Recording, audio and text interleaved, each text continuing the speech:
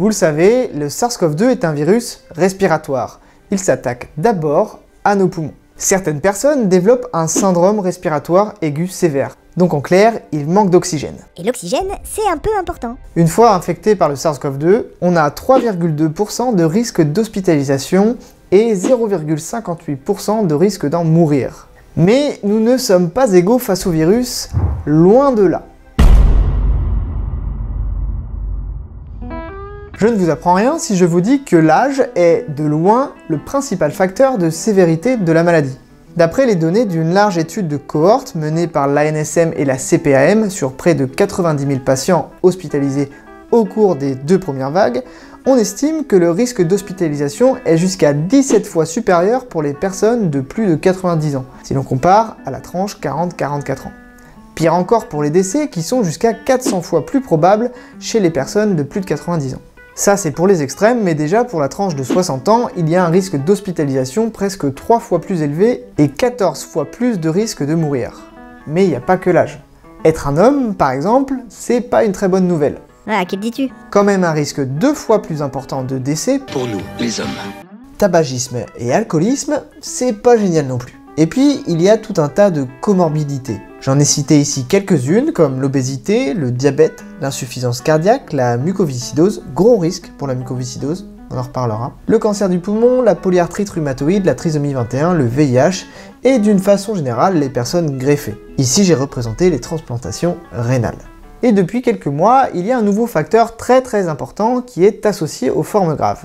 Et vous le connaissez. Quoi? La connerie? Ça pourrait être corrélé en fait, mais non, c'est pas ça. Ce facteur très important, c'est le fait de ne pas être vacciné. Ça augmente énormément votre risque d'avoir une forme grave. Quand on sait tout ça, on sait toujours pas pourquoi certains développent des formes graves et pas d'autres. La bonne nouvelle, c'est que les chercheurs ont beaucoup travaillé depuis le début de l'épidémie et qu'on en sait un petit peu plus sur les formes graves. Comme quoi, quand il veut, le chercheur qui cherche, il trouve. Tiens d'ailleurs, petite parenthèse concernant les chercheurs qui cherchent. Quand on regarde sur PubMed le nombre de publications associées au mot Covid, on trouve plus de 96 000 publications en 2021. C'est énorme. À côté, le cancer, qui est la maladie la plus étudiée, a eu dans les 190 000 publications. D'autres maladies, comme le VIH, la grippe, la mucoviscidose ou même le climat, sont largement plus bas. Et puis, comme j'étais en train de m'amuser avec tout ça, j'ai tapé homéopathie. Voilà, juste pour voir. Et il y avait quand même 157 publications. Il y a encore des gens qui bossent là-dessus? Bon, et puis j'ai continué de m'amuser. J'ai tapé Raoult, hein, évidemment. Et le truc marrant, c'est qu'il y a aussi précisément 157 publications sur ce mot-clé. Et la toute première publication qui est sortie, c'était « Après tout, Raoult avait raison ». Mais il connaît pas Raoult, ce mec. Il va avoir un réveil pénible. Bien évidemment, le papier ne parlait pas de Didier, hein. Faut pas rêver non plus. Fin de la parenthèse donc, les chercheurs ont trouvé. Et ça c'est bien. D'abord, il faut que je vous parle de l'interféron. L'interféron, c'est une petite protéine qui est sécrétée par une cellule infectée. Elle agit à distance pour bloquer la réplication du virus dans les cellules qui sont à côté et susceptibles de se faire infecter aussi. Il interfère avec les virus. C'est une première ligne de défense en attendant l'arrivée du système immunitaire. Et oui, parce que les cellules infectées sécrètent aussi ce qu'on appelle des cytokines. Elles attirent les cellules du système immunitaire et les activent pour qu'elles puissent se débarrasser du virus. Ça, c'est quand tout se passe bien. Mais les chercheurs ont découvert que dans 25% des formes graves, la voie de l'interféron était perturbée. Comme ça fait longtemps qu'on a remarqué que l'homme est plus propice aux formes graves que la femme, les chercheurs se sont demandé s'il n'y avait pas quelque chose sur les chromosomes sexuels. Alors ils ont regardé absolument tous les gènes qui étaient sur le chromosome X, qui n'est présent qu'en un seul exemplaire chez l'homme.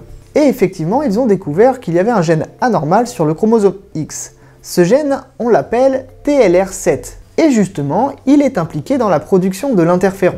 1,3% des formes graves pourraient être expliquées par cette mutation du gène TLR7. 1,3%? C'est ça que t'appelles trouver? Attends, c'est pas fini.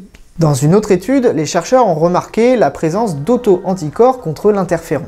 Des auto-anticorps? Jamais entendu parler de ça. Ce sont des anticorps qui s'attaquent à nos propres protéines. comme dans des maladies auto-immunes. Normalement, on n'en a pas des anticorps comme ça. C'est le principe de la reconnaissance du soi et du non-soi. C'est fait pour les virus, pas pour nos propres cellules. Mais là, pour des raisons inconnues, certains patients possèdent des auto-anticorps contre leur propre interféron. Et du coup, l'interféron ne peut plus agir comme première ligne de défense. Le virus a le champ libre et il peut vous bousiller les poumons en attendant que le système immunitaire n'arrive. Et il se trouve que justement, les personnes âgées possèdent plus d'auto-anticorps contre l'interféron, ce qui explique au moins en partie la sévérité de la maladie chez les personnes âgées. Et ces anticorps, ils les possèdent avant d'être malades. Donc on pourrait déjà savoir dans la population quelles sont les personnes à risque de développer des formes graves de Covid. Mais ça ne s'arrête pas là. Dans une nouvelle étude, les chercheurs ont trouvé... Attends, me dis pas qu'ils ont encore trouvé. Les chercheurs ont utilisé le système BioFire FilmArray, permettant de détecter avec un seul écouvillon à la fois la quantité de virus, mais aussi la quantité d'interféron dans le nez. Et comme au niveau du poumon, l'interféron était présent dans les patients qui étaient infectés par le SARS-CoV-2, sauf, vous l'avez deviné, pour les formes graves. Et dans ces cas-là, je parie qu'il y a aussi les fameux auto-anticorps contre l'interféron. Bien joué Einstein.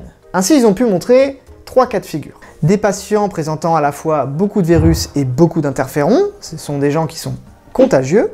Des personnes qui avaient peu de virus mais beaucoup d'interférons, ça veut dire qu'ils ont été malades mais qu'ils n'étaient plus contagieux. Et enfin, des personnes qui avaient beaucoup de virus mais peu d'interférons. Alors non seulement ils sont contagieux, mais également sujets à un risque de forme grave.